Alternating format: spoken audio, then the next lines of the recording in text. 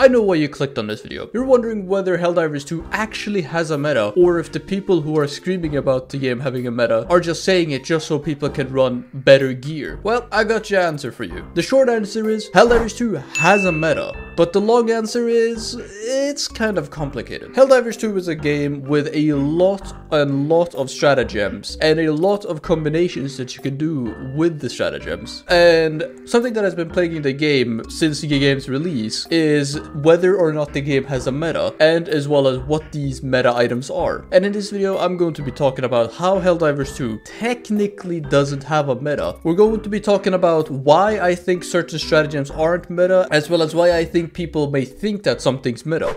In order to understand why an item is meta in Helldivers 2, we need to understand what a meta is. Meta stands for most effective tactics available, which essentially means that you want to use the most effective and strongest tactic or gear in order for you to achieve the greatest success. For example, in Helldivers 2, the general consensus of a meta build is the Quasar Cannon, the Orbital Laser, the Shield Backpack, and the filler stratagems such as the Airstrike or the 500 kilogram bomb. The reason why most people think that this is the most effective loadout is because the Quasar Cannon can deal with 99% of all enemies in the game, the Shield Backpack keeps you safe, the Orbital Laser can deal with big targets as well as a lot of bases, and the Airstrike can do the same. Yes, these are some insanely strong stratagems and they can help you in a pinch quite well. They're very strong, but I don't really think that they are effective in every single situation in game. That's why I don't think that the meta is real. Like, for example,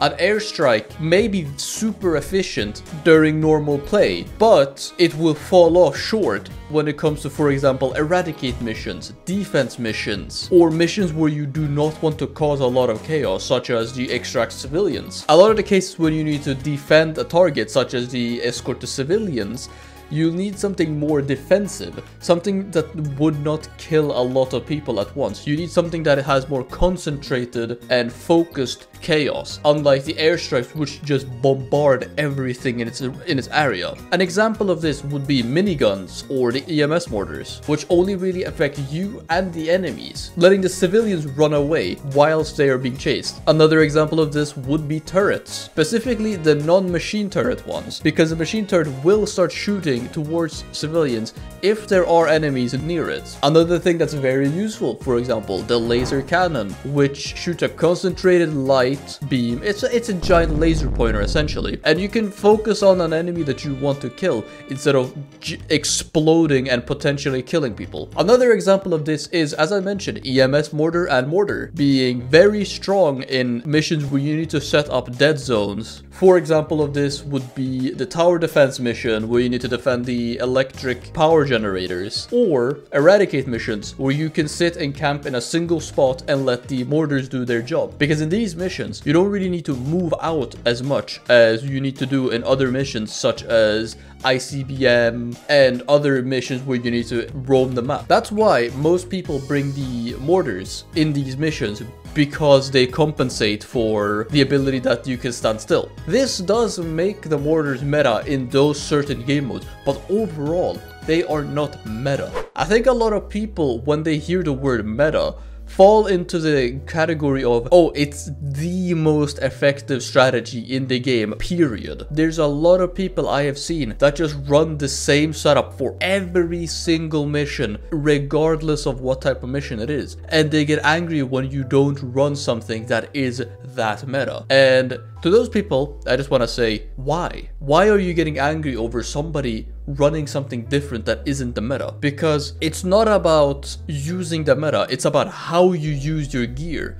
And if you know how to use your gear. See, Helldivers 2 rewards curiosity. It rewards experimentation. And if you have experimented, if you have labbed stuff out, if you just check stuff out of curiosity, you will know way more on what to do than a person that just blindly runs the meta. And this is not a personal attack against anyone who runs the meta. You can run the meta, that's fine, I don't really mind it. But don't get angry over somebody not running the meta, and don't kick them because of it.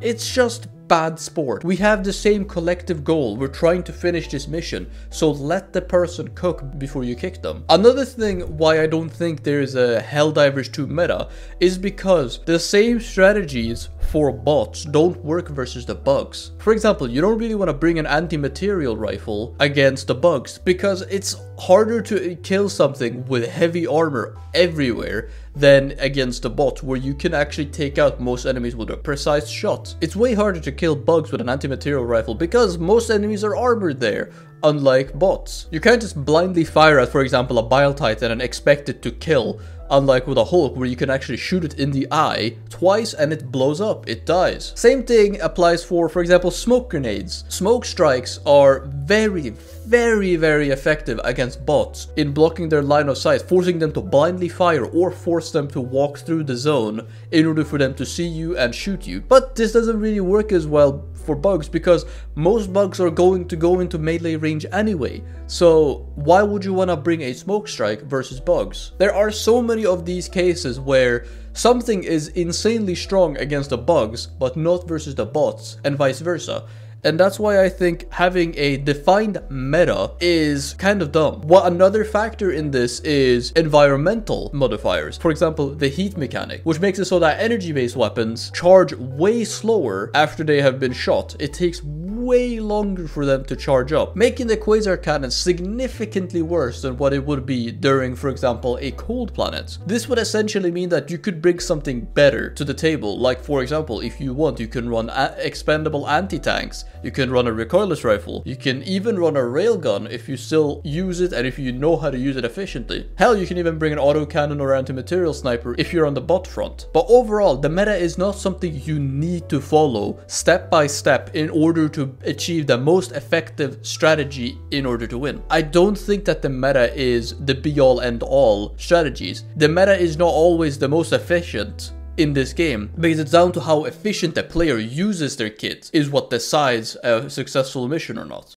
But in conclusion, does Helldivers 2 actually have a meta? Yes, the game has a meta, and like it or not, it does have a meta. There's not a single game out there that does not have a meta. But does that mean that you need to follow this meta? No. Does that mean that the meta is the only viable strategy in Helldivers 2? No. That's far from the truth. Helldivers 2 is designed in such a meticulous way where we're not running the meta or running a different strategy is just as viable as the meta if you know how to use it. And I really like that the devs managed to make something like this happen, because a lot of the times in games I just want to run whatever I feel like. I don't really want to run the best thing for everything, and they generally nailed. I don't really think that there's any bad stratagems per se. There's some better, there's some worse. There's some better for certain situations, there's some better for other situations. But I don't think that there's any objectively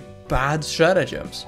They're all very strong and they all have their own purpose. Some are better for other missions, whilst others are better for other missions. So you need to kind of test them out, experiment, you know, let your creativity go wild with these combos and just go crazy. But we reached the end of this video. I hope you guys enjoyed. If you did, consider subscribing, as we're trying to reach a goal of 500 subscribers by the end of this year. If you also did enjoy it, please make sure to like the video and comment down below what you think about the meta and what is your favorite setup to run. For the next videos, I'm most likely going to make a tier list video just to go over more minute details and what I really think of certain stratagems. I will most likely be streaming this on my Twitch at twitch.tv/ChromatixTV, live at around 2 PM CET almost every single day, and we're most likely going to be doing a stratagems tier list and just talk about why I think that they are strong, why I think that they are weak, and so on and so forth. But I hope you guys enjoyed this video, and I'll see you next time. Peace.